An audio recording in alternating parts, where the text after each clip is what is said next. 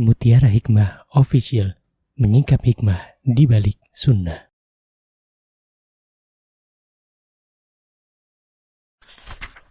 Salurkan donasi terbaik Anda untuk mendukung dakwah Mutiara Hikmah Official. Mari siapkan bekal akhirat kita. Jangan lewatkan kesempatan emas ini. Ayo kita berkontribusi dalam program pembangunan Masjid Mutiara Hikmah yang dibina langsung oleh Ustadz Hanan Yasir MA dan Ustazah Imro'atul Azizah.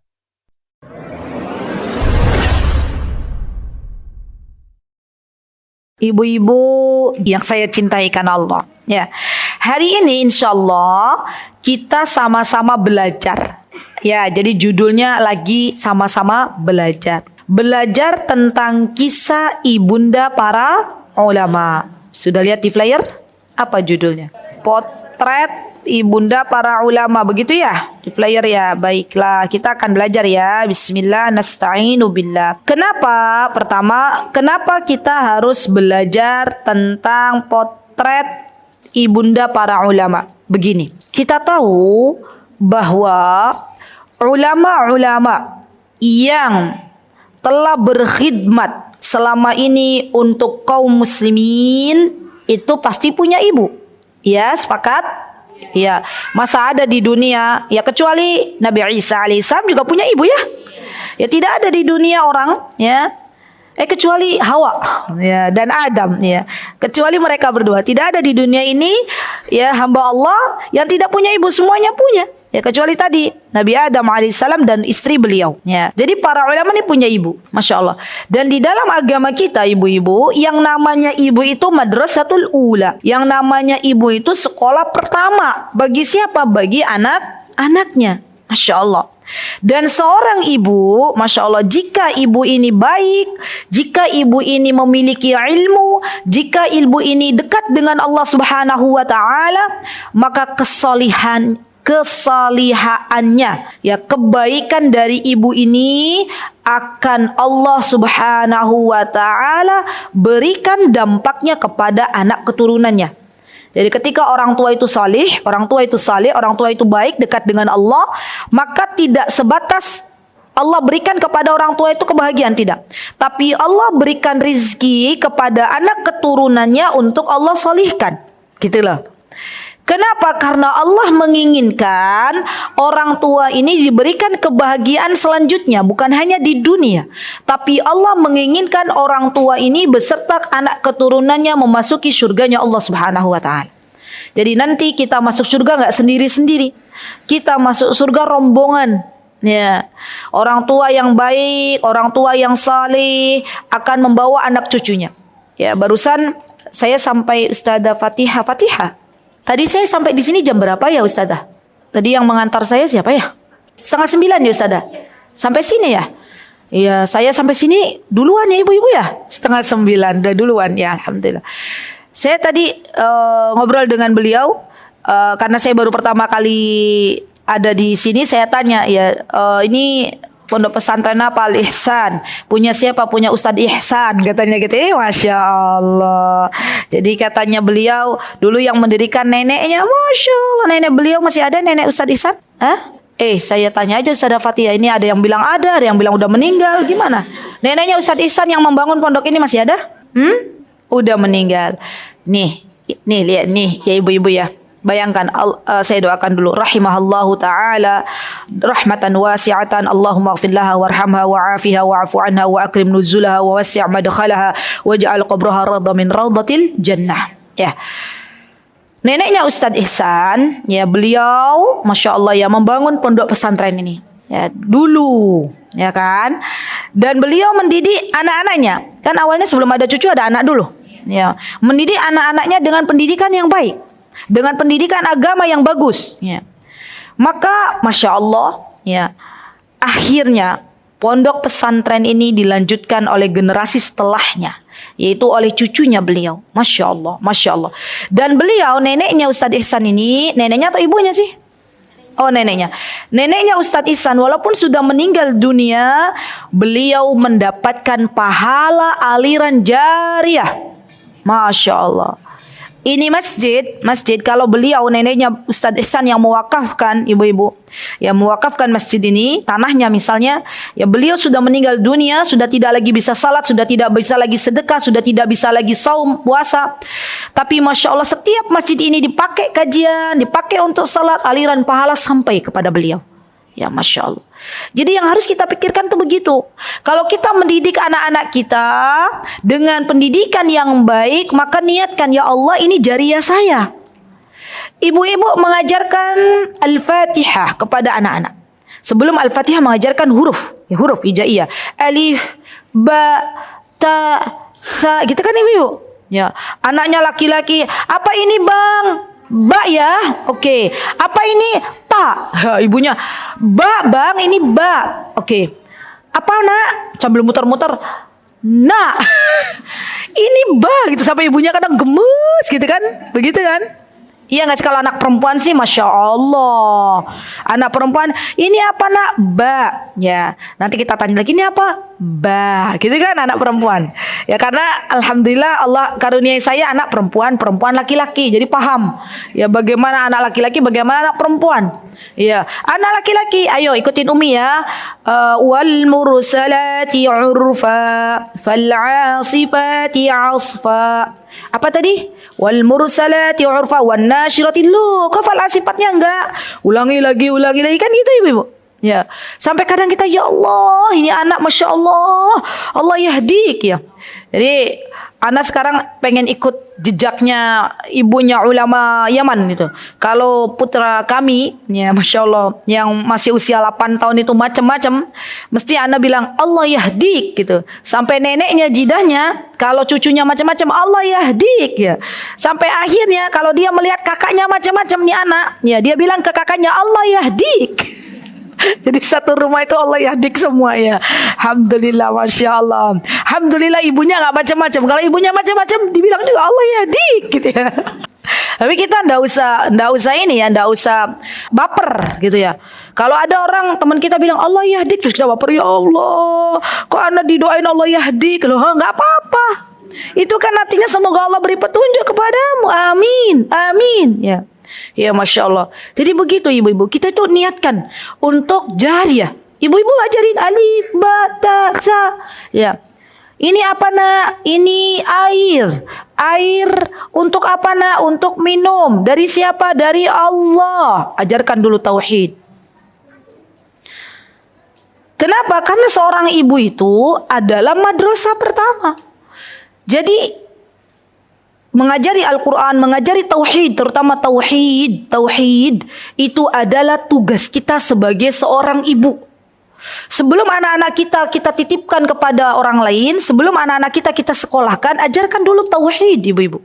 Ya, kuatkan dulu tauhidnya dari rumah masing-masing. Kenapa? Karena seorang anak kalau tauhidnya sudah kuat dan nanti setelah iman tauhid itu awalan ya. Kemudian Al-Quran, selanjutnya karakter diikuti, baru setelahnya nanti pelajaran-pelajaran yang lainnya Allah mudahkan semuanya. Ya. Begitu pula para ibunda para ulama, mereka bersungguh-sungguh di dalam mendidik putra-putra tercintanya. Masya Allah. Jadi tidak ada ibu-ibu ya kisah gitu ya. Ibunda ulama ya, nggak ada nih kisahnya begini. Ibunya misalnya Imam Syafi'i yang asik main sosmed tuh nggak ada. Ya, nggak ada ceritanya. Ibunya Imam Syafi'i yang asik jalan-jalan ke mall itu nggak ada. Ya. Yang ada apa? Yang ada ibunya Imam Bukhari ya, yang selalu nangis bangun di malam hari minta kepada Allah, ya Allah, kata ibunya Imam Bukhari apa? Kembalikan penglihatan anakku ya Allah. Imam Bukhari pernah ya, beliau buta ya, tapi bukan dari lahir. Jadi Imam Bukhari pernah Allah ambil kenikmatan dalam melihatnya. Ibunya banyak berdoa, ya Allah kembalikan penglihatan anakku Imam Bukhari waktu itu belum jadi imam ya. Ya Allah kembalikan penglihatan putraku. Akhirnya Allah Azza wa Jalla ijabah, dikembalikan penglihatan kepada Imam Bukhari. Masya Allah. Dari mana? Dari doa seorang ibu. Jadi kita ini punya senjata doa. Coba deh, orang tua kita zaman dulu kalah. Orang tua kita zaman dulu. Zaman dulu tuh ada nggak sih ilmu parenting seperti sekarang? Hah? Ibu bapak kita itu ya, orang kampung apalagi. Kerjaannya apa? Ya, kerjaannya sholat malam. Iya nggak, ibu-ibu? Kalau malam pasti bangun nih, mereka itu rata-rata. Ibu-ibu zaman dulu begitu kan? Kalau Senin Kamis puasa, gitu kan ya? Kalau pagi mengantarkan makanan ke sawah gitu kan. Terus menemani suaminya makan, pulang lagi begitu terus gitu ya. Boro-boro zaman dulu ibu-ibu nonton drakor. Nggak ada ya kan. Jadi Masya Allah loh. Akhirnya apa? Allah Azza wa Jalla berikan kesuksesan untuk anak-anaknya. Padahal di zaman dulu belum ada ilmu parenting. Maka dari itu saya berpesan kepada ibu-ibu semuanya, kepada diri saya, sebesar apapun, sebanyak apapun buku yang kita baca dari ilmu-ilmu parenting atau seminar bahkan berbayar, ya, itu tidak akan menjadikan anak kita salih dan salihah kalau bukan taufik dari Allah Subhanahu wa taala. Catat ini baik-baik. Kenapa? Karena banyak ibu-ibu itu yang hanya mengandalkan saya sudah ikut parenting sampai ke luar negeri. Saya sudah ikut seminar ilmu pengasuhan dengan Bu Fulana yang itu senior. Saya sudah membaca berjilid-jilid buku. Ya Rabbi. Ya. Ingat bahwa tidak ada yang mensolihkan anak keturunan kita kecuali Allah Subhanahu wa taala.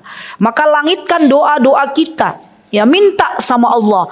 Dan kalau kita berdoa itu harus yakin. Apa Bu? Ada nggak ibu-ibu yang berdoa begini? Saya contohkan. Ibu-ibu minta haji sama Allah tahun ini. Minta haji. Masih ada nggak kesempatan haji? Masih, haji furoda, ya kan? Iya kan? Ibu-ibu berdoa. Padahal sekarang udah Syawal ya.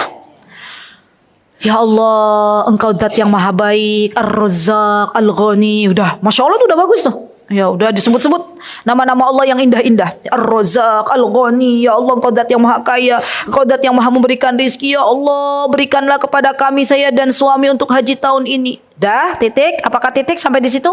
Enggak. Biasanya apa? Tapi ya Allah. Ya. Tapi ya Allah, penghasilan suamiku ya Allah sepertinya nggak cukup untuk hajian. Kira-kira pernah nggak ibu-ibu meng-cancel doa? Pernah? Ada keraguan-raguan akan doa yang kita panjatkan kepada Allah. Kadang kan syaitan memberikan waswas itu. Ya, anaknya ibu-ibu pengen masuk Universitas Madinah.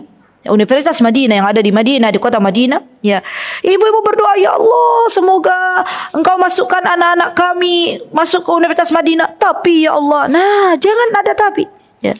Saya mendengar seorang ustadz alumni Universitas Madinah, beliau berkata, kata beliau, unik anak-anak yang sekolah di Universitas Madinah itu, ya mahasiswa yang sekolah di sana terutama dari Indonesia itu unik kata beliau. Uniknya bagaimana? Ada yang pintar, hafal 30 juz Al-Quran, ya daftar nggak diterima. Ada yang biasa-biasa aja, ya diterima, gitu. Kata beliau ternyata kuncinya ada di doanya ibu. Ada yang awalnya masuk universitas umum, ya di Yogyakarta, universitas umum, daftar ke, maksudnya nggak ada basic dari SD, MI, nggak SD umum, SMP umum, SMA umum gitu loh. Tapi ibunya berdoa, ya Allah, masukkanlah anakku ke Universitas Madinah, dan Allah ijabah doa ibunya. Masya Allah. Jadi kita punya Allah dan kita punya kesempatan untuk berdoa. Ini jadi kayak ilmu parenting balik ya. Nah, contoh yang pertama, baiklah. Ya, saya tuh seneng kalau yang hadir ibu-ibu di pondok pesantren. Wah, Masya Allah ya. Baik, yang pertama ibu-ibu kita akan belajar tentang kisah Ibunda Khadijah radhiyallahu anha. Ini yang paling pertama nih. Ibunda Khadijah. Ya, beliau Masya Allah dikaruniai anak-anak. Walaupun dalam hal ini putranya Rasulullah Sallallahu Alaihi Wasallam tidak ada yang hidup sampai dewasa. Tapi kita bisa mengambil ilmu, mengambil pelajaran dari Ibunda Khadijah ini tentang bagaimana sabarnya beliau mengasuh putri-putrinya. Masya Allah. Jadi yang namanya seorang ibu kalau pengen punya anaknya baik, maka kuncinya ada di sabar. Kenapa Bu? Ibu-ibu loh yang bilang. Ya. Sabar itu adalah sebuah kalimat yang ringan diucapkan, ringan untuk ditulis, tapi berat untuk ibu-ibu yang bilang. Ya, kan saya bilang untuk ibu-ibu yang lanjutin. Ya. Jadi gimana Ustazah cara kita bersabar? Ya minta sama Allah. Ya Allah, jadikanlah kami orang-orang yang bersabar dalam menemani anak-anak. Ya. Minta lagi sama Allah. Ya Allah, jadikanlah hamba seperti Khadijah misalnya, ya, yang sabar menemani Rasulullah SAW, yang sabar mendidik putri-putrinya sampai Masya Allah anak-anaknya menjadi anak-anak yang baik. Yang kedua, ibu-ibu, adalah seorang wanita yang bernama Al-Khansa, sahabiah. Namanya Tumadzar binti Amr Al-Harith. Beliau adalah ibunya para mujahid. Masya Allah. Jadi Khansa ini punya 4 orang putra, ya, dan keempat-empatnya syahid di jalan Allah Subhanahu wa taala. Masya Allah. Pada peperangan Al-Qadisiyah, ya, maka Khansa mengumpulkan keempat putranya. Dan Khansa berkata kepada putranya, "Wahai anak-anakku," kata Khansa, ini lihat nih, berat banget. Khansa. Ya. Namanya Tumadzar. Tapi biasanya lebih terkenalnya Khansa. Ya. Beliau berkata kepada anaknya, nih ibu-ibu, Masya Allah ya, wanita yang luar biasa nih. Apa kata Khansa? "Wahai anak-anakku, kalian memeluk Islam dengan penuh ketaatan dan hijrah dengan kerelaan."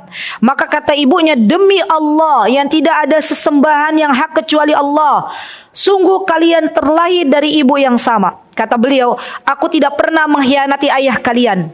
Maka berjuanglah di jalan Allah, jangan mempermalukan keluarga kami," katanya, kata Khansa. Ya, teruslah kalian berjuang di jalan Allah, karena sesungguhnya dunia ini adalah tempat yang fana dan akhirat adalah tempat yang abadi. Masya Allah. Keren enggak, Bu? Keren. Seorang ibu yang luar biasa itu ibu yang memikirkan nasib anak-anaknya di akhirat. Ya, bukan hanya sekedar mendapatkan kesuksesan di dunia. Kenapa? Karena kesuksesan yang sejati adalah ketika, ya, seorang anak, nih, kesuksesan sejati seorang ibu ketika seorang anak, ya, memasuki surganya Allah dan dia tidak mau masuk kecuali harus menggandeng tangan kedua orang tuanya. Ini kesuksesan yang sejati. Seorang anak meminta kepada Allah, "Ya Rabb, aku mau masuk surga, tapi di mana orang tuaku?" Subhanallah. Dan ada anak-anak yang seperti ini, ibu-ibu. Ya. Dan kesuksesan yang sejati itu adalah ketika, Masya Allah ya, ini catat baik-baik, seorang anak menghafal Al-Quran. Ya. Suatu hari kelak dia akan mendapatkan kemuliaan dari Allah Subhanahu wa taala. Akan ada haflah. Haflah itu, tahu haflah? Haflah itu acara besar-besaran nanti di akhirat, di mana nanti acara ini hanya boleh diikuti oleh para penghafal Al-Quran. Masya Allah. Kalau anaknya panjenengan hafal Al-Quran, tapi bukan hanya hafal Al-Quran saja, tapi berakhlak dengan Al-Quran. Ya, karena banyak orang hafal Al-Quran 30 juz tapi tidak mengamalkan. Ini yang hafal Al-Quran juga berakhlak mulia. Maka anak ini ya naik ke atas panggung. Ya, itu nanti ada tuh, ada pesta, ada acara besar-besaran di akhirat. Ya Allah, semoga kita termasuk bagian darinya. Amin. Maka kemudian dipanggillah orang tuanya. "Mana nih orang tuanya fulan?" Ibu-ibu, kalau kita di dunia, anak kita di wisuda yang dipanggil tetangga atau orang tuanya? Ya kan, orang tuanya yang dipanggil. Ya nggak ada tetangganya dipanggil, kecuali kalau orang tuanya udah meninggal, tetangganya mewakili. Ya, orang tuanya yang dipanggil. Saya tanya deh, kalau ada anak, ya, sukses di wisuda di dunia, dia nilainya paling bagus se-universitas, ya, satu angkatan itu.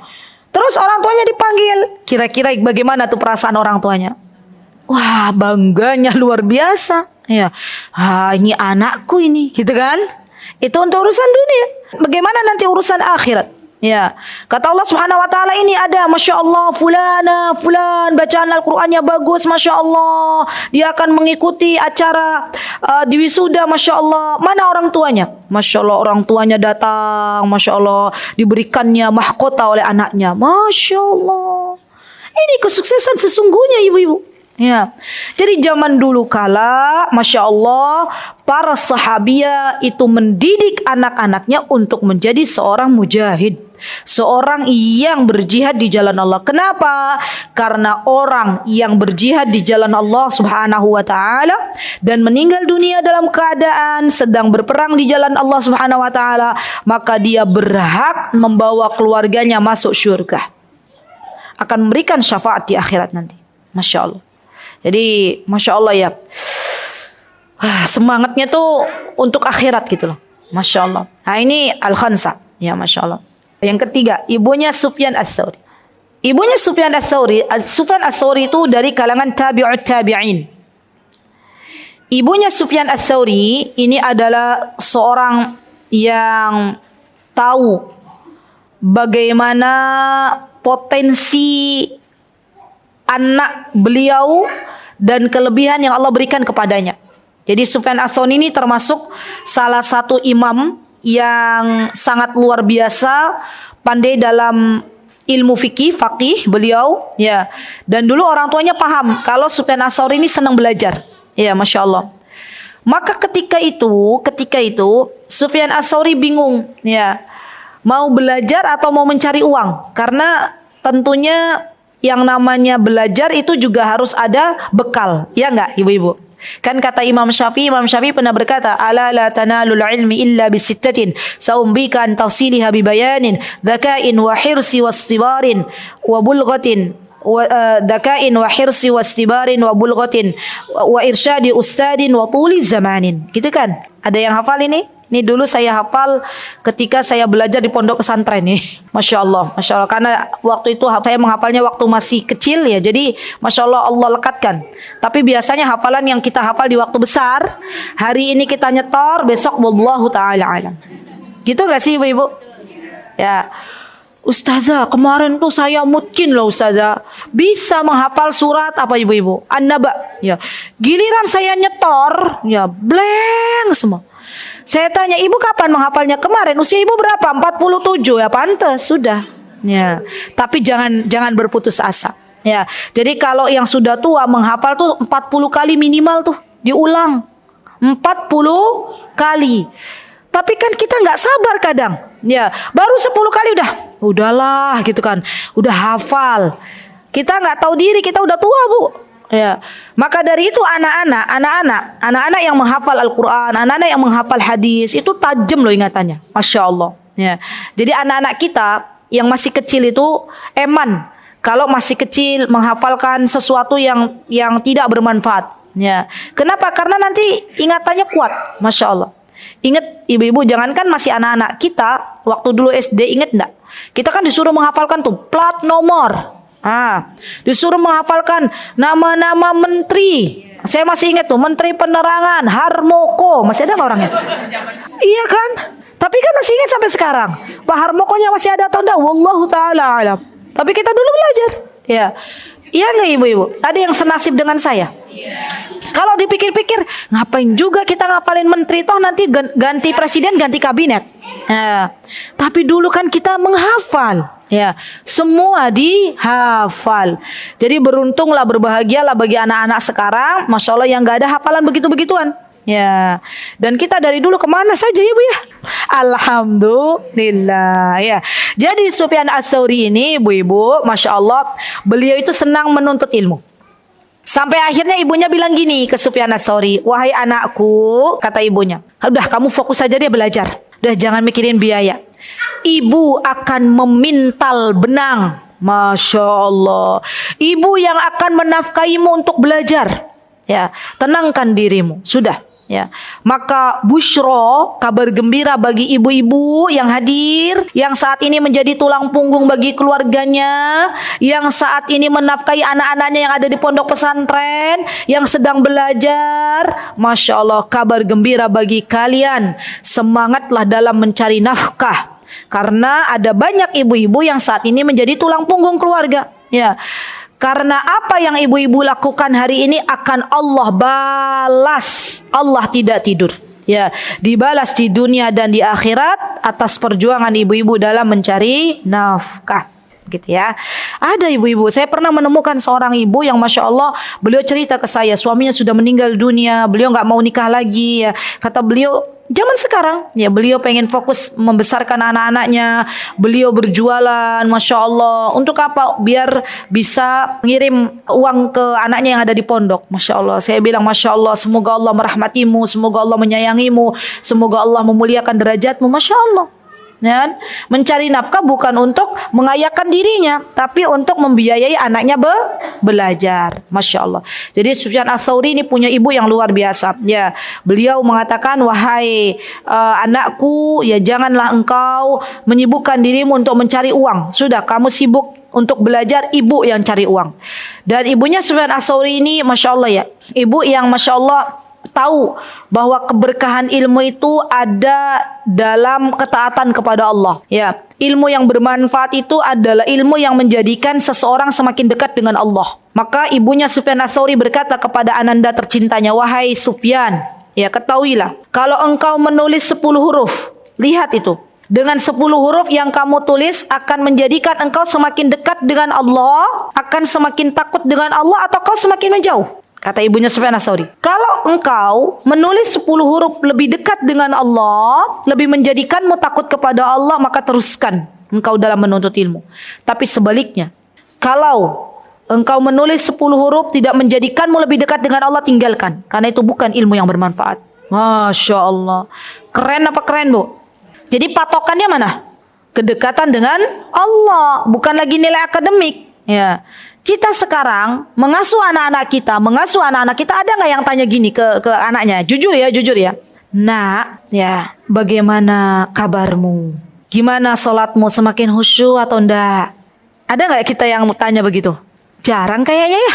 Yang kita tanya, anak kita habis ulangan, dapat berapa nilainya? Ya kan? Rapot yang kita lihat pertama apa, Bu? Nilai. Jarang loh orang tua yang lihat bagaimana budi pekerti anaknya. Gitu kan biasanya ada tuh penilaian karakter, baik, gitu kan ya. Ada tuh penilaian karakter ya. Kalau saya berkata kepada para ustadzah yang ada di Yogyakarta, alhamdulillah kami ada sekolah kecil-kecilan ya. Namanya Sekolah Alam Tahfiz Unggulan, SATU. Itu ada 2 rapot. Di situ ada 2 rapot. Yang pertama rapot yang berkaitan dengan hafalan anak-anak, yang kedua rapot karakter. Ya. Rapot anak-anak ini gimana nih karakternya, gimana nih akhlaknya, semakin kesini semakin bagus nggak, gitu ya. Nah, dan saya berkata kepada orang tua jangan fokus di bagian hafalan anak-anak, tapi fokus dulu ke karakternya. Ya, karena setiap anak yang lahir ke dunia ini, ibu-ibu diberikan kelebihan masing-masing oleh Allah Subhanahu wa Ta'ala. Tidak semua anak yang nilai akademiknya tidak bagus bukan anak cerdas, tidak. Bisa jadi anak ini punya kecerdasan yang lain. Ya, jadi ini kita harus punya apa ya ibu-ibu? Harus punya waktu untuk melihat kelebihan anak-anak kita. PR. Saya biasanya kalau kajian offline suka saya kasih PR. Yang punya anak, ya semuanya ditulis. Yang punya anak, anaknya mau 5, mau selusin, mau 2, mau 1 boleh. Emang ada yang punya selusin? Ada di Yogyakarta. Ya, itu ditulis kelebihan anak pertama apa, kelebihan anak kedua apa, kelebihan anak ketiga apa. PR tulis dulu ibu-ibu. Mau ditulis sekarang kelebihannya atau di rumah nanti? Ya, kapan deadline-nya, kapan PR itu selesai? Besok. Sebelum subuh, ibu-ibu harus sudah selesai mengerjakan. Ya, karena kalau udah hari Senin itu hari beda lagi tuh ibu-ibu. Ya, menyiapkan suaminya bekerja, menyiapkan anak sekolah gitu kan. Ya, kerjakan.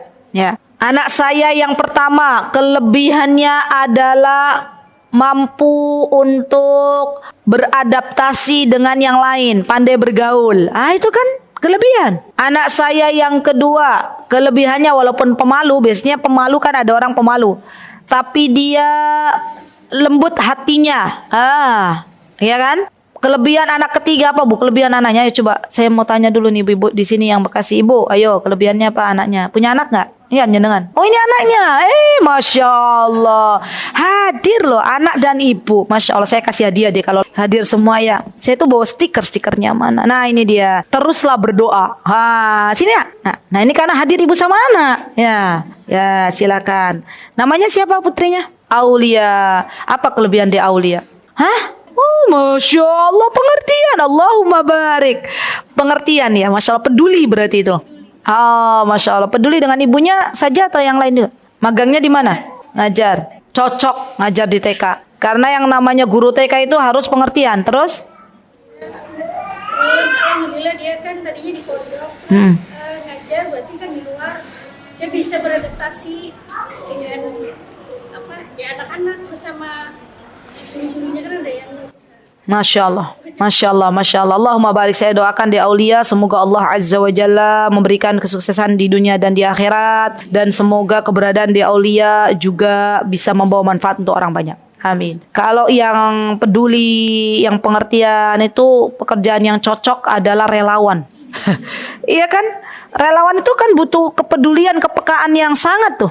Iya nggak ibu-ibu? Ya kalau relawan orangnya cuek bebek ya nggak jalan. Ya, itu cocok tuh yang peduli-peduli begitu tuh, yang kasihan ya kan? Itu relawan tuh cocok. Ngajar anak TK cocok. Ya Masya Allah. Gitu ya, kelebihan masing-masing ya. Baik. Kenapa ibu-ibu? Karena terkadang terkadang kita banyak melihat kekurangan anak kita daripada kelebihannya. Anakku A, B, C, D, E, F, G kekurangannya. Kelebihannya apa Bu? Apa ya? Kayaknya dia apa ya Ustazah ya kelebihannya ya? Nah, kita itu ya Allah Bu, kalau dipikir-pikir ya Bu, terlalu banyak kesalahan kita kepada anak-anak kita. Kita membimbing mereka, membersamai mereka, terkadang belum dengan ilmu. Ada nggak ibu-ibu sebelum nikah ibu belajar tentang ilmu pengasuhan? Belum. Ujuk-ujuk datang seorang laki-laki melamar, ujuk-ujuk hamil, ujuk-ujuk melahirkan, kan ujuk-ujuk semuanya. Iya kan? Padahal dalam membersamai anak juga butuh ilmu yang disertai dengan doa. Gitu kan ujung-ujungnya. Ya, jadi bukan hanya ilmu saja tapi dengan doa. Gitu ya. Baik. Yang keempat adalah ibunya Imam Asy-Syafi'i. Masya Allah. Ibunya Imam Asy-Syafi'i. Kita semuanya kan rata-rata bermadzhab Syafi'i nih, ya kan? Makanya saya angkat nih ibunya Imam Syafi'i. Ya, saya mau tanya dulu. Imam Asy-Syafi'i, ya, angkat tangan dulu di sini yang pakai dalam ilmu fikih madhab Syafi'i, boleh angkat tangan. Saya pengen tahu. Ibu nggak ada yang pakai madhab Syafi'i? Lah ini madhabnya apa ini orang Bekasi ini? Oke, madhabnya Ahlussunnah wal Jamaah untuk salat. Untuk masalah kayaknya kita banyaknya Imam Syafi'i deh. Di Indonesia kalau ditanya, ibu pengikut siapa Syafi'i? Pengikut siapa Syafi'i? Pengikut siapa Syafi'i? Rata-rata Syafi'i. Ya, tapi ketika giliran ditanya, nama Imam Syafi'i siapa? Wallahu ta'ala a'lam. Gitu kan. Ibu pengikut siapa? Pengikut Syafi'i. Ibu kenapa nggak pakai kaos kaki? Nah, kenapa kakinya nggak ditutup? Bukankah Imam Syafi'i berkata bahwa auratnya wanita itu adalah seluruhnya, ya, kecuali muka dan telapak tangan, artinya kaki itu aurat. Ya. Jadi di masyarakat kita itu banyak orang-orang yang mengaku bermadzhab Syafi'i tapi tidak tahu ajaran Syafi'i itu seperti apa. Tidak tahu namanya Imam Syafi'i itu siapa. Gitu kan? Namanya Imam Syafi'i adalah Muhammad bin Idris Asy-Syafi'i. Dia harus tahu Muhammad bin Idris Asy-Syafi'i. Beliau, ibu-ibu, Masya Allah ya, dulu waktu dibesarkan oleh ibunya kondisinya dalam keadaan yatim. Ini nih penyemangat bagi ibu-ibu yang single mom ya, yang dia sendirian dalam mendidik anak-anak. Ibunya Imam Syafi'i ini punya semangat yang tinggi dalam mendidik putranya tercinta. Masya Allah. Imam Syafi'i lahir di Gaza, Palestina. Ya Masya Allah. Dan beliau, Masya Allah, menghafalkan Al-Quran dari kecil. Sudah menghafalkan Al-Quran. Usia 7 tahun, beliau selesai menghafal Al-Quran.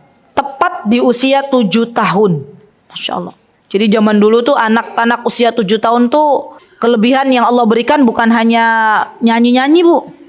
Ya, tapi apa? Hafal Al-Quran 30 juz. Bukan juz 30 loh ya. Kalau kita kan juz 30. Tapi Imam Syafi'i hafal Al-Quran 30 juz. Maka tidak heran ya kalau Imam Syafi'i itu kita pernah dengar ya, Ramadan Imam Syafi'i baca Al-Quran satu hari 2 kali hataman. Pernah dengar enggak? Ibu-ibu bisa bayangin kayak mana gitu bacaannya Imam Syafi'i kan? Kenapa? Wajar. Kenapa? Karena itu Al-Quran sudah dihafal dari kecil. Jadi Imam Syafi'i mungkin sambil kemana beliau murojaah ya toh? Dan yang namanya membaca Al-Quran di Ramadan itu diperbolehkan untuk dipercepat, tapi tetap mura'ah, tetap menjaga ilmu tajwidnya.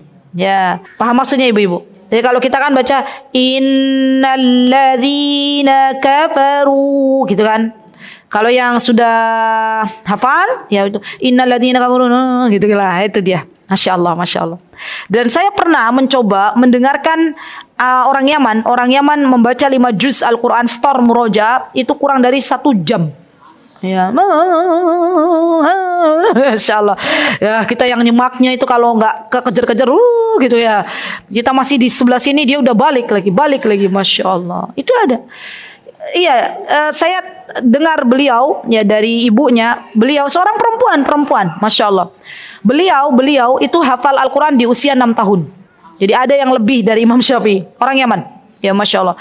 Dan memang ibu-ibu, anak-anak yang Masya Allah sudah hafal Al-Quran dari kecil, Masya Allah, Allah akan berikan keberkahan di dalam hidupnya. Masya Allah.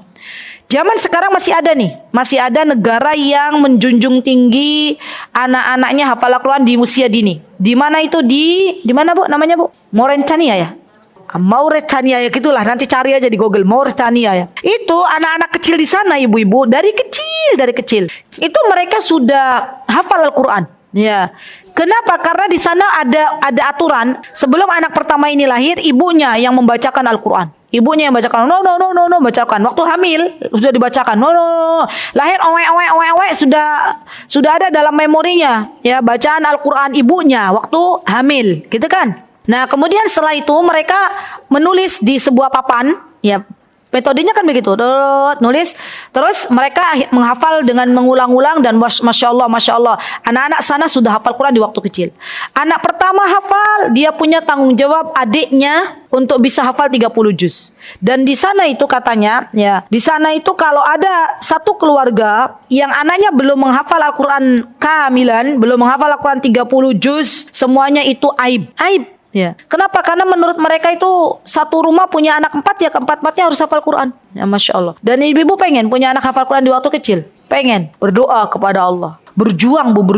Ya, saya pernah ikut seminar di Indonesia dengan salah satu syekh dari Mesir. Ya, beliau bersama istrinya ke Indonesia. Waktu itu saya jumpa beliau di Malang. Ya, itu beliau punya anak 3. Anak 3, laki-laki, perempuan. Ya, mungkin kalau ibu-ibu ada yang pernah tahu namanya Tabarak, Yazid dan Zaina, anak perempuan. Ketiga-tiganya ibu-ibu itu hafal Al-Quran sebelum usia 5 tahun. Masya Allah. Jadi ada yang lebih ngalahin lagi tuh ya. Tadi Imam Syafi'i 7 tahun. Ya teman anak yang di Yaman 6 tahun. Ini sebelum 5 tahun. Anak zaman sekarang. Ya, jadi ibu-ibu jangan berpikir dulu kan Imam Syafi'i belum ada sosmed, belum ada ini. Ini loh, anak-anaknya Syekh ini, 3-tiganya hafal Al-Quran kurang lebih sebelum usia 5 tahun. Saya tanya sama istrinya beliau. Saya tanya waktu itu, tanya langsung. Ya Syekho, apa kuncinya? Gitu kan ya. Kan pengen tahu ya ibu-ibu. Ternyata kuncinya kalau kita menjalani wallahu ta'ala alam Bu. Ya, apa kuncinya? Kata beliau, dari ketika saya hamil anak-anak, ya, itu saya baca Al-Quran, muroja Al-Quran minimal 5 juz sehari. Masya Allah, 5 juz itu berat atau ringan Bu? Ringan bagi Allah untuk orang-orang yang diringankan oleh Allah. Terus saja baca, terus. Ya, nah ini dia. Di sini belum ada kan sekolah ibu hamil? Ya, sampaikan ke Ustadz. Siapa tadi? Ustadz, tolong bikin sekolah ibu hamil. Kok bisa sekolah ibu hamil? Iya, kerjanya apa? Baca Al-Quran. Ya, nanti kerjaannya apa di sini? Belajar. Ya. Kenapa? Karena orang-orang barat di sana itu katanya kalau ibunya lagi hamil disuruh mengerjakan matematika, ya kan? Mengerjakan soal-soal. Jadi anaknya lahir awet-awet cerdas. Ya. Kita orang Islam harusnya punya lebih semangat lagi ibu-ibu. Ya, semangat apa? Kalau pas lagi hamil banyak baca Al-Quran, banyak menuntut ilmu biiznillahi ta'ala. Atas izin Allah, Allah jadikan anak-anaknya Masya Allah cerdas. Ya biiznillahi ta'ala. Gitu ya. Siap? Ada yang lagi hamil? Mana yang lagi hamil? 1, 2, berbahagialah dapat ilmu ini. PR, ya, setiap hari continue istiqomah baca Al-Quran. Berapa juz terserah. Yang penting jangan kutak-kutik di juz 30, apalagi di 3 kul. Ya. Udah baca Al-Quran, udah ustazah apa? Qul huwallahu ahad, qul a'udzu birabbil falaq, qul a'udzu birabbin nas. Ya. Kan ibu-ibu begitu ya. Ya, jadi baca Mbak. Bisa 1 juz continue. Terus istiqomah. Dan minta sama Allah, ya Allah saya pengen punya anak penghafal Al-Quran di waktu kecil. Masya Allah, gitu ya. Masya Allah. Rizki dari Allah datang ke sini langsung dapat ilmu dipraktekkan. Ya, Masya Allah. Dan nanti setelah lahir, kata Syekho itu, anaknya sudah mulai ya diperdengarkan talaki oleh ayah tercintanya. Oleh ayahnya loh Bu, ayahnya. Ya, diberikan hadiah, reward, diberikan hadiah. Anak-anak itu suka hadiah Bu, suka hadiah. Jadi nggak ada anak-anak tuh yang, nah ini hadiah, maaf Bu, saya nggak suka hadiah, nggak ada. Ya, mau harga hadiahnya 2.000 perak, ya, mau 1.000 perak, mau mereka, seneng, ceria, bahagia, maka kasih hadiah. Ke anak-anak itu kasih. Oh iya, Masya Allah, Masya Allah, Masya Allah, kamu selesai hafal surat apa Al-Fatihah, ibu kasih hadiah, Masya Allah, terus. Ya. Sampai kapan? Sampai mereka bosan dengan hadiah. Di usianya yang sudah besar. Hadiahnya surga nanti. Gitu ya. Jadi siap-siap.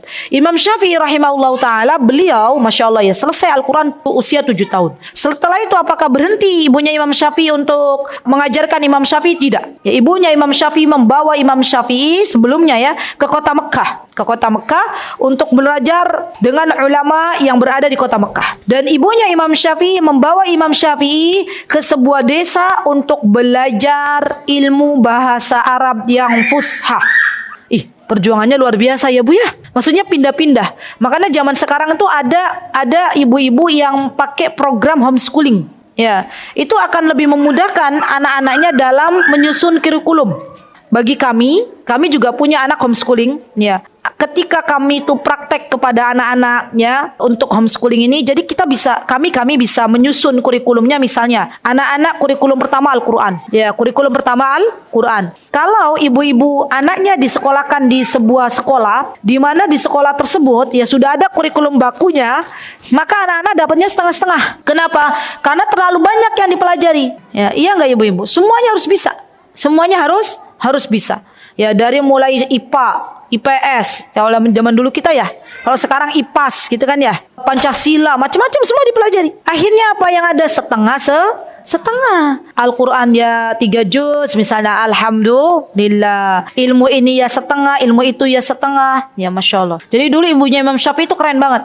Ya, Imam Syafi'i selesai Al-Quran, diajarin bahasa fusha, bahasa Arab. Setelah itu selesai, Imam Syafi'i dibawa untuk belajar hadis, didudukkan di majlisnya Imam Malik. Jadi Imam Malik itu gurunya Imam Syafi'i. Imam Malik bin Anas. Hati-hati, bukan Anas bin Malik, nanti kebalik-balik. Beda orang. Ya, Anas bin Malik itu sahabi. Tapi Malik bin Anas itu gurunya Imam Syafi'i. Ya, sama-sama di Madinah. Anas bin Malik di Madinah, Malik bin Anas di Madinah. Tapi beda orang, ya. Malik bin Anas ini gurunya Imam Syafi'i. Dulu waktu Imam Syafi'i belajar dengan Imam Malik, maka Imam Syafi'i termasuk Masya Allah murid yang cerdas. Murid yang sangat mudah menyerap apa yang disampaikan gurunya. Sampai-sampai Imam Malik pernah mencoba menguji Imam Syafi'i. Ya, wahai Muhammad, zaman dulu belum Syafi'i, Muhammad, tolong sampaikan kepadaku apa yang kamu dengar dari awal sampai akhir. Yang dilakukan oleh Imam Syafi'i waktu itu apa Bu? Presentasi. Nah, ini yang anak suka nih. Kurikulum ada presentasinya, anak suka. Jadi zaman sekarang ada anak-anak yang dipaksa untuk menulis itu kan ya. Padahal tidak semua anak itu hobi menulis. Saya sama suami itu punya pikiran, kalau memang anaknya belum mau menulis ya presentasi, boleh. Yang penting kan anak paham. Kan ilmu itu yang penting pahamnya ya ibu-ibu ya. Dan Imam Syafi'i ketika itu Masya Allah, beliau menyampaikan dari awal sampai akhir gak ada salahnya. Masya Allah. Coba dites sekarang ibu-ibu, adakah di antara ibu-ibu yang mampu menyampaikan apa yang tadi Ana sudah sampaikan dari awal sampai akhir? Tanpa ada yang dikurangi dan ditambah. Boleh angkat tangan, nanti saya kasih hadiah. Hadiahnya bukan stiker ya. Ada hadiah. Ada yang bisa? Boleh angkat tangan. Ada? Adik-adik, ada yang bisa presentasi? Sampaikan apa yang disampaikan Ustazah tadi dari awal sampai akhir? Ada? Masya Allah. Saya jadi ingat ini nggak apa-apa. Anak-anak segini nih dengar mereka. Ya, waktu pernah kami safari dakwah yang keberapa saya lupa. Ini kayaknya yang ketiga, mungkin yang kedua apa yang pertama waktu itu. Di Tangerang itu juga ibu-ibu gitu ya. Masya Allah apa yang terjadi ibu-ibu waktu itu. Saya cerita tentang, kalau tidak salah ya, Abdullah ibnu Abbas. Tentang sahabi. Kemudian ada dua anak lagi main, anak laki-laki, karena itu ruangannya di semi outdoor. Dia lagi mainan di lumayan jauh dari saya, tapi dia dengar suara saya. Oh ya, Ibnu Abbas. Terus saya tanya ke jamaah, ya jamaah, siapa nama Ibnu Abbas? Si anak itu yang lagi main gelantungan, dia bilang Abdullah. Ya. Di Tangerang, masya Allah, Allahumma barik, masya Allah, Allahumma barik. Saya kaget, ada anak yang benar. Oh masya Allah, ahsan, tabarakallahu fiik. Sini nak, sini. Jadi ternyata dia main gelantungannya, mana laki-laki ya.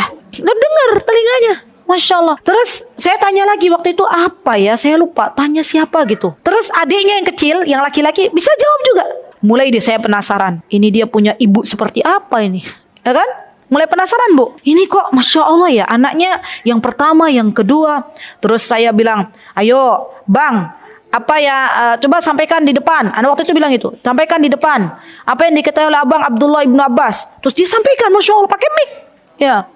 Jadi Ustazah Abdullah bin Abbas tuh begini. Masya Allah, Allahumma barik, masya Allah. Abang itu dibelikan buku, wah, masya Allah. Jadi ada pengganti Ana sebagai pemateri.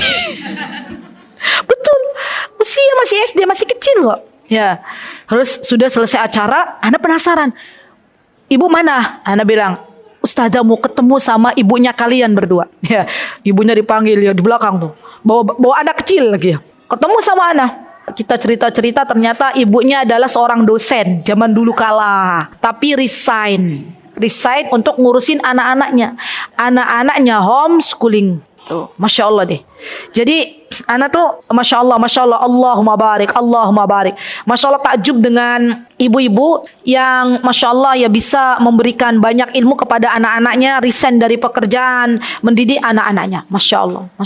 Kelihatan sekali anaknya cerdas, masya Allah. Allahumma barik. Kemudian saya berkata waktu itu, berdoa, ya Allah, semoga nanti saya kesana lagi, dia sudah jadi guru di situ. Saya berdoa waktu itu, ya Allah, nah sekarang Ustazah yang memberikan materi di kursi ini. Suatu hari kelak kalau Ustazah balik lagi ke sini, kamu yang duduk di sini. Saya bilang, amin, kata jamaah. Masya Allah. Itu di Tangerang. Ya, nggak jauh kan dari sini? Nah, dekat ya. Tanya aja ke mereka. Saya mau belajar ke ibunya yang dulu Ustazah ngisi gitu. Nanti ketemu tuh. Ya, masya Allah. Jadi sekali lagi bahwa Imam Syafi'i ini adalah seorang yang masya Allah punya ibu yang luar biasa. Anaknya butuh ilmu apa? Dibawa ke guru terbaik. Catat baik-baik bu. Jadi kalau kita mau anak kita punya ilmu yang mumpuni, tahu mumpuni nggak? Mampu ya, yang dia ahli di bidangnya gitu ya, mumpuni ya, ahli di bidangnya, maka ibu-ibu carikan anak-anak kita guru terbaik ya. Jangan tanggung-tanggung. Ibunya Imam Syafi'i bawa tuh Imam Syafi'i dari Gaza ke Mekah untuk belajar Al-Quran ya. Imam Syafi'i dibawa langsung oleh ibunya ke sebuah lingkungan di Arab pedalaman untuk belajar bahasa Arab fushah. Kenapa kok dibawanya ke Arab pedalaman bukan ke Arab kota? Karena di kota itu banyak orang pendatang dan akhirnya bahasa Arabnya sudah tercampur baur ya. Ibunya Imam Syafi'i tahu bahwa Imam Malik bin Anas adalah seorang ulama hadis, seorang ulama Darul Hijrah. Tahu bahwa beliau punya ilmu hadis. Dibawalah Imam Syafi'i ke Madinah. Masya Allah. Jadi yang namanya anak itu belajar tuh ke guru yang terbaik, ibu-ibu. Masya Allah. Jadi Imam Syafi'i itu nggak heran. Imam Syafi'i di usia 15 tahun, ibu-ibu, 15 tahun Imam Syafi'i itu sudah hafal Muwatta, kitabnya Imam Malik rahimahullahu ta'ala, dan beliau diizinkan berfatwa oleh guru beliau yaitu Imam Malik. Zaman sekarang saya mau tanya sama ibu-ibu, ada nggak anak laki-laki usia 15 tahun sudah berfatwa? Tahu fatwa? Berfatwa itu nggak sembarangan. Orang dulu ngajar bisa ngajar, tapi nggak bisa berfatwa sembarangan. Fatwa itu levelnya lebih dari mengajar. Dia harus punya ilmu ini. Dan yang memutuskan seseorang berfatwa bukan dirinya, tapi ada gurunya. Ya, jadi nggak sembarangan orang berfatwa. Zaman dulu usia 15 tahun Imam Syafi'i sudah berfatwa. Artinya apa? Artinya Imam Syafi'i sudah menyiapkan dirinya, sudah disiapkan oleh Allah Subhanahu wa taala jauh hari sebelum usia 15 tahun. Masya Allah, Masya Allah. Baik. Dan Imam Syafi'i, Masya Allah ya, ini Imam Syafi'i kita bahas. Beliau, Masya Allah, diberikan oleh Allah kelebihan punya hafalan yang cepat. Masya Allah, cepat hafalannya. Kalau kita hafalannya bagaimana Bu levelnya? Cepat, kurang cepat, atau alhamdulillah? Alhamdulillah.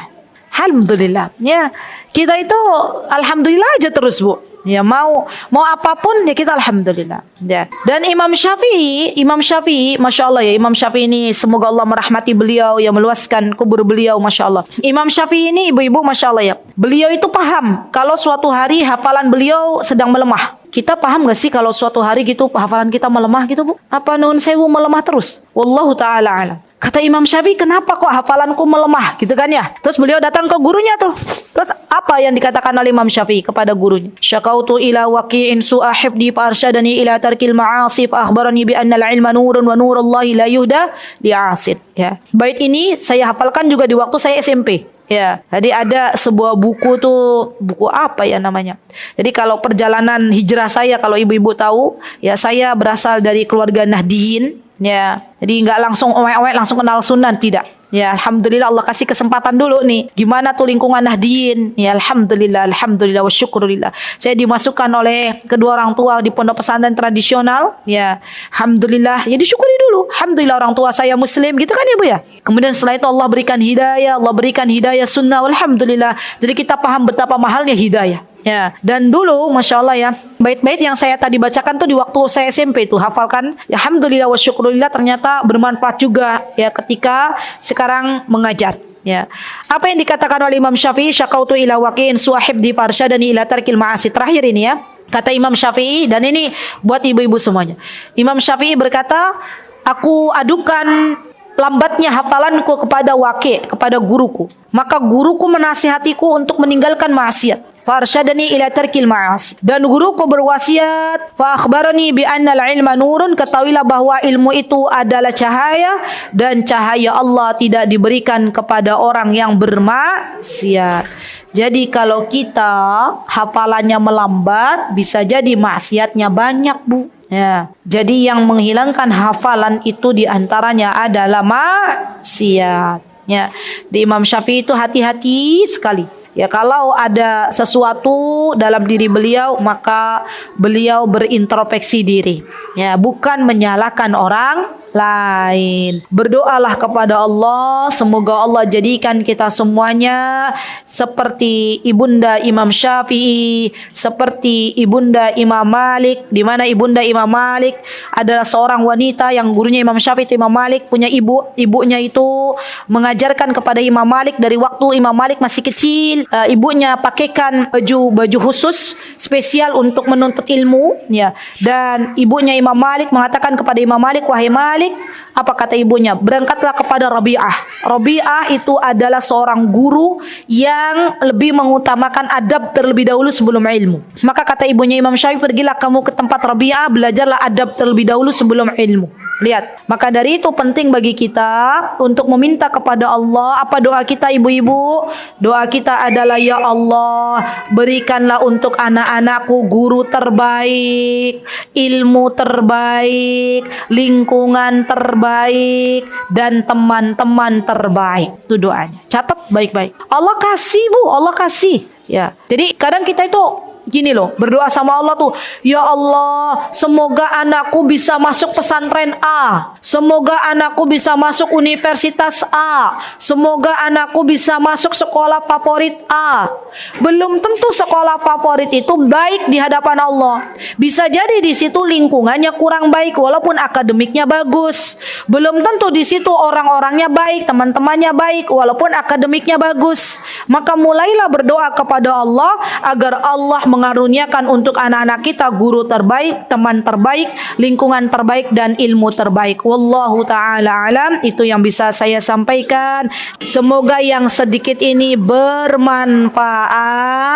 Dan nanti Ustazah, insyaallah biiznillahi ta'ala, jika Allah mengizinkan saya untuk kembali ke sini, tolong wali murid diundang. Ya, untuk apa? Agar kita bisa menselaraskan antara pendidikan di rumah dengan pendidikan yang ada di sekolah. Begitu. Kurang lebihnya saya mohon maaf jika ada kebenaran datang dari Allah Subhanahu wa taala, jika ada kesalahan datang dari saya pribadi. Aqulu qouli hadza wastaghfirullah li wa lakum wa akhiru da'wana anil hamdulillahi rabbil alamin. Wassalamu alaikum warahmatullahi wabarakatuh. Mutiara Hikmah Official, menyingkap hikmah di balik sunnah.